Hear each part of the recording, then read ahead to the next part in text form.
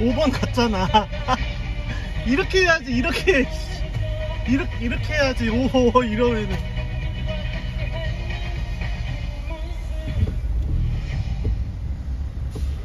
아, 재밌네.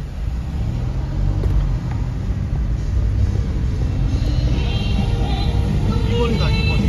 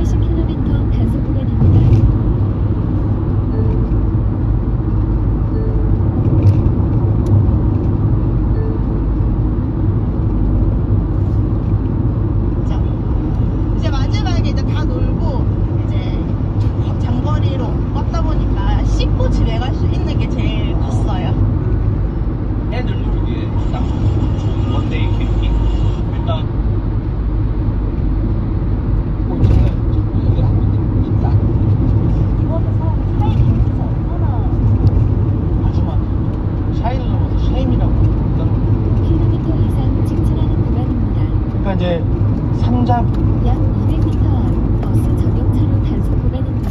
부서에서 50%를 돌파했다는 것이 저는 큰 의미가 있다고 생각해요. 무슨 뜻이냐면 지금까지 민주당에는 이재명 후보, 그 다음에 후보가 결정이 돼 있었는데 국민의힘이 대선 후보가 결정이 안 됐잖아요. 그렇기 때문에 많은 국민들이 중도층이 지켜보고 있었던 거예요. 3자 구도가 결정될 때까지. 그런데 3자 구도가 약 600m 앞 시속 80km 고정형 이동식 단속 지점입니다. 평소 보죠.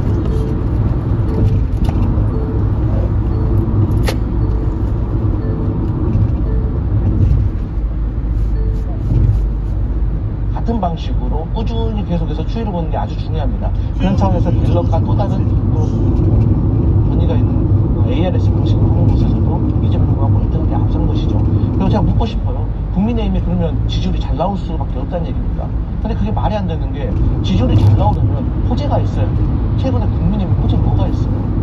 국민의힘은요, 그 운동원들 운동복에 김문수 후보 이름이 안 써져 있는 운동복이 상당히 많아요.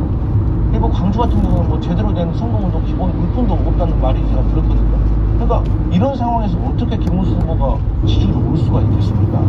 그리고 중도층 격차가 더 커졌다는 것도 사실 앞서 말씀드린 그 내용과 똑같고, 결국에는 이런 일이 나올 수밖에 없는 게 우리가 처음에 말씀을 나누었던 윤석열 전 대통령의 탈당 문제가 본질이에요. 그러니까 그 탈당 문제의 본질도 윤석열 전 대통령 때문에 생긴, 쉽게 말해서 대통령 제복을 쓴 겁니다.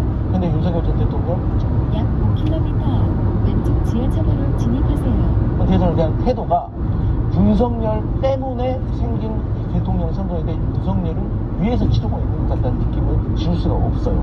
그렇기 때문에 저는 이러한 문제를 전체적으로 조금 국민의힘이 해결해야 된다.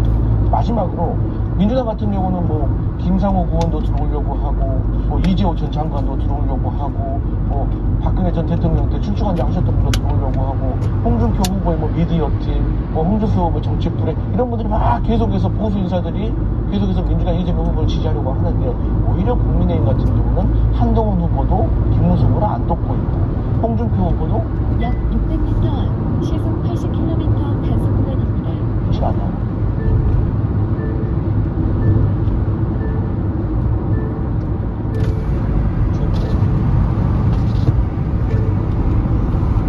완전히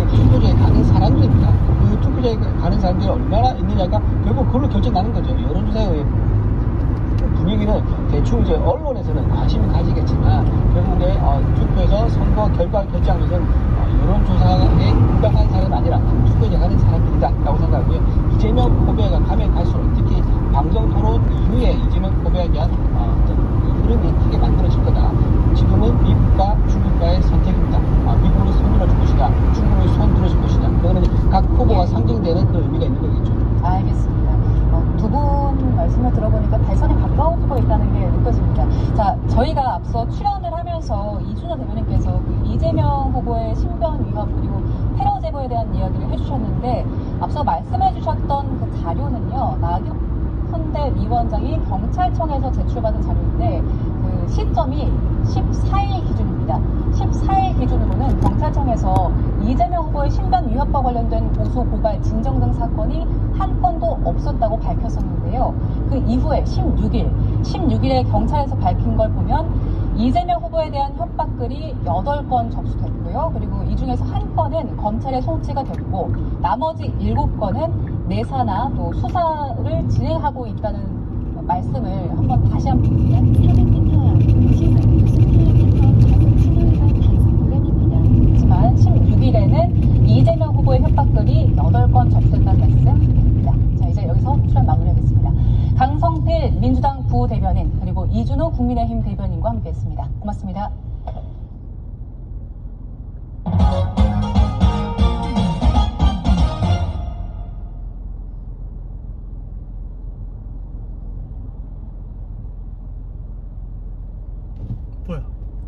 네, 다음 뉴스입니다. 오늘 아침 광주광역시에 있는 금호타이어 광주공장에서 불이 났습니다. 소방당국은 대응 1단계를 발령한 데 이어 2단계로 격상하고 진화 작업에 나섰는데 현재 사고 다발 지역입니다. 자세한 소식 취재기자 연결 알아보겠습니다. 윤흥성 기자, 자세한 내용 전해주시죠. 네, 광주광역시 소촌동에 있는 공장에서 불이 났다는 신고가 접수된 건 오늘 아침 7시 11분입니다. 소방당국 약 400m 앞 시속 60km 과속 신호위반 단속 구간입니다. 원하는 대응 1단계를 발령했습니다. 그리고 다시 30분 만인 7시 59분에 대응 2단계로 격상하고 화재 진압 작전을 벌이고 있습니다. 현재까지 인명피해는 확인되지 않았습니다. 금호타이어 측은 이번 화재와 관련해 인명피해는 없고 주변으로 번질 염려도 적다고 밝혔습니다. 또 불이 난 동은 화재 진화가 이뤄지고 있다고 덧붙였습니다. YTN으로 이번 화재와 관련한 제보가 잇따르고 있는데요. 영상 검은색 연기가 계속해서 피어오르는 모습입니다.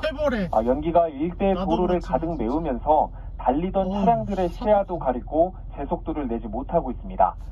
금호타이어 광주공장은 1974년에 조성돼 현재까지도 운영되고 승용차와 트럭, 버스 등 다양한 차량의 타이어를 생산하고 있습니다. 부지만 42만 제곱미터가 넘어 축구장 59개 크기 규모라서 연소가 확대될 경우 큰 피해가 우려됩니다. 다시 한번 전해드리겠습니다. 광주광역시 소총동에 있는 금호타이어 광주공장에서 불이 났다는 신고가 접수된 건 오늘 아침 7시 11분입니다. 소방당국은 17분 만인 7시 28분에 인근 소방서 인력과 장비를 모두 동원하는 대응 1단계를 발령했습니다. 그리고 다시 30분 만인 7시 59분에 대응 2단계로 격상하고 화재 진압 작전을 벌이고 있습니다. 현재까지 인명피해는 확인되지 않았습니다. 금호타이어 측은 이번 화재와 관련해 인명피해는 없고 주변으로 번질 염려도 적다고 밝혔습니다. 또 불이 난 동은 화재 진화가 이뤄지고 있다고 덧붙였습니다. YTN으로도 관련 제보가 잇따르고 있는데요. 영상을 보시면 검은색 연기가 계속해서 피어오르는 모습입니다. 연기가 일대 도로를 가득 메우면서 달리던 차량들의 시야도 가려서 제속도를 내지 못하고 있습니다. 금호타이어 광주공장은 1974년 조성돼 현재까지도 운영 중이고 승용차와 약 700m 앞 왼쪽 지하차도로 진입하세요. 부지만 42만 제곱미터가 넘어 축구장 59개 크기 규모라서 연소가 확대될 경우에는 큰 피해가 우려됩니다. 자세한 소식 확인되는 대로 다시 전해드리겠습니다. 약 400m 앞 시속 60km 과속 신호위반 단속 구간입니다. 이어서 왼쪽 지하차도로 진입하세요. 많은 비가 집중되면서 곳곳에서 극심한 교통정체도 함께 빚어졌습니다. 엄윤주 기자입니다. 서울 수표동 청계천입니다. 갑자기 불어난 물에 뭔가 둥둥 떠다닙니다. 폭우가 쏟아지며 상류에 있던 물건들이 쓸려 내려온 것으로 보입니다. 호우주의보가 잠시 후 왼쪽 지하차도로 진입하세요. 곳곳의 통행이 통제됐습니다. 서울시는 또 상황근무 1단계를 발령하고 빗물 펌프장 20여 곳을 가동하며 긴급 대응에 나섰습니다.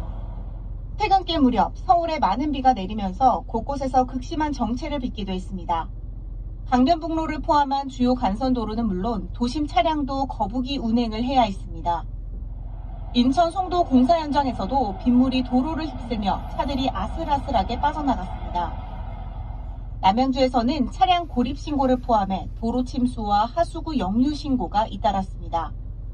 수도권에 쏟아진 기습호우로 주말을 앞둔 시민들은 큰 불편을 겪어야 했습니다. YTN 엄윤주입니다.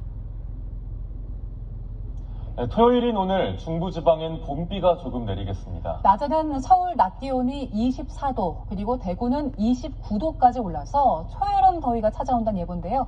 자세한 날씨는 과학기상부 유다현 캐스터와 알아봅니다. 어서 오세요. 안녕하세요. 네, 어제 퇴근길 무렵에 빗줄기가 굉장히 굵게 네. 많은 비가 쏟아져서 좀 많은 분들이 놀라셨을 것 같은데 지금은 비가 좀 그쳤나요? 네, 어제는 정말 마치 여름처럼 극한 호우가 쏟아졌습니다. 남양주에서는 시간당 70mm가 넘는 호우가 쏟아지면서 올해 첫 호우 긴급 재난 문자가 발송이 됐었고 서울도 올해 처음으로 호우주의보가 내려졌는데요.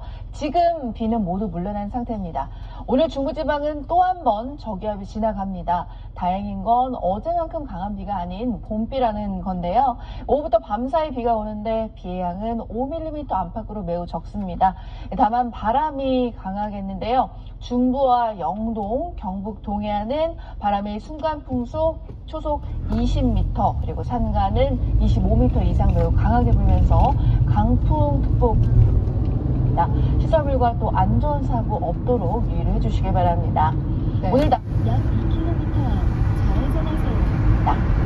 어제 그렇게 비가 많이 내리고 바람도 불면서 좀 선선했거든요. 네, 오늘 아침도 선선했습니다. 오늘 서울 아침 기온이 16.1도로 평년보다 3도가량 높았는데요. 낮에는 초여름입니다. 남부지방은 무려 30도 안팎까지 올라서 한여름처럼 덥겠는데요. 오늘 서울의 낮 기온은 24도로 어제보다 2도가량 높겠고 대구는 29도까지 올라서 어제보다 6도나 높아서 덥겠습니다.